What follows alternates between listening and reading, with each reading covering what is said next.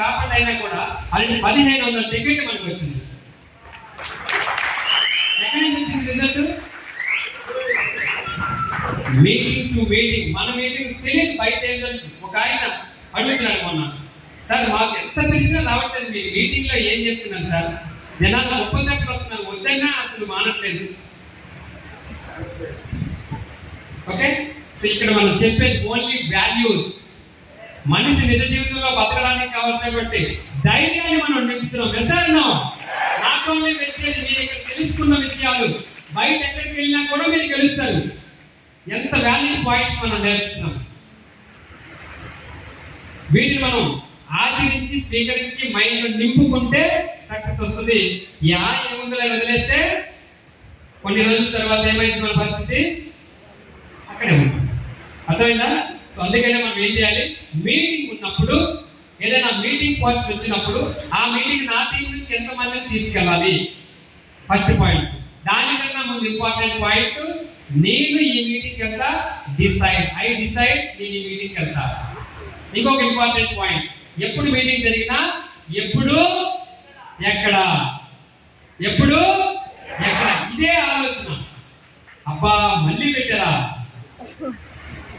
మొన్నగా పెట్టారు, మొన్న నాకు మైలింగ్ అన్ని రాదు,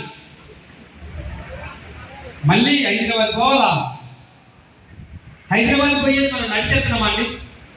బస్సులో అయితే బస్సు తీసుకెళ్తుంది, ట్రైన్లో అయితే ట్రైన్ తీసుకెళ్తుంది. దాన్ని మనం ఫీల్ అయిపోయి నీ డ్రీమ్ ఏంటంటే 1,00,000 అంటాం, డిసెంబర్కి 2,00,000 అంటాం. మీటింగ్ గురించి అబ్బా మళ్ళీ మీటింగా, ఎక్కడ రిజల్ట్ వస్తుందండి? ఇంత నెగిటివ్ పెట్టుకుంటే మనకి రిజల్ట్ వస్తుందా?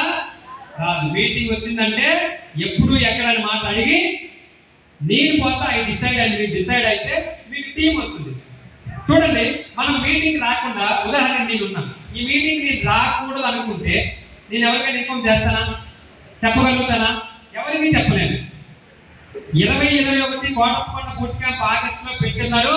నేను ఆ మీటింగ్ పోతా నేను డిసైడ్ అయితే నా మైండ్ సెట్ ఏం ఆలోచిస్తుంది, ఎంతమందిని తీసుకెళ్ళాలి, ఏ టీం వీక్గా ఉంది, ఏ టీం నుంచి ఎంతమందిని ప్రమోట్ చేయాలి, ఎవరెవరిని పిలవాలని దీని మీద వర్కౌట్ అవుతుంది. నేనే పోకపోతే చెప్పగలనా?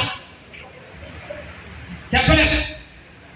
ఓకే, ఈ బిజినెస్ లో మీరు సక్సెస్ఫుల్ అవ్వాలి, సక్సెస్ఫుల్ లీడర్ గా క్రియేట్ కావాలంటే only focus on the promote the meeting meeting meeting meeting మాత్రమే. వితౌట్ విషయం, వితౌట్ మీటింగ్ సక్సెస్ లేదు. ఎంతో మంది మేము అబ్జర్వ్ చేసినాం, రోజుకి అబ్జర్వ్ చేసినాం. వాళ్ళు వస్తారు, వాళ్ళ టీం రాదు. ఒకవేళ వాళ్ళు వచ్చినా ఎక్కడ ఉంటారు, ఎవరికి కనబడరు, వెళ్ళిపోతుంటారు. అప్పుడు ఆయన పరిచయం చేయరు, ఒక ఫోటో దిగరు, ఎవరు వచ్చారో తెలియదు, ఎందుకు వచ్చారో తెలియదు. బట్ ప్రతి మూడికేమో కనబడతారు. హాయ్ అంటే హాయ్, హాయ్ బాయ్. 5 ఏళ్ళ బట్టి అలాగే ఉన్నారు. ఏం లేదు, ఇన్కంలో గ్రోత్ లేదు, వాళ్ళలో మార్పు లేదు, తెలుసుకోవడంలో చేంజ్ లేదు, ఏం లేదు.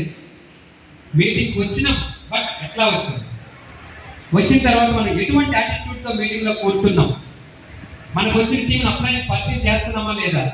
పరిచయం చేసినప్పుడు ఏమైందండి, అప్లై నా పరిస్థితిని గుర్తు పెట్టుకుంటాడు, ఎడిఫై చేస్తాడు. ఎస్ సార్ నేనే చేశానంటే మీరు చేయగలుగుతారు, ఖచ్చితంగా మీరు సక్సెస్ అవుతారని అప్లై భరోసా ఇస్తే ఖచ్చితంగా నిలబడతారా లేదా. మనం పరిచయం చేయకుండా మనం ఎంత పడితే అట్లా పోతే అప్లై వాళ్ళు ఎప్పుడు పరిచయం కావాలి, వాళ్ళకి ఎప్పుడు మాట్లాడాలి. Okay, so this is the blender. ఇవన్నీ మనం చేయకూడదు.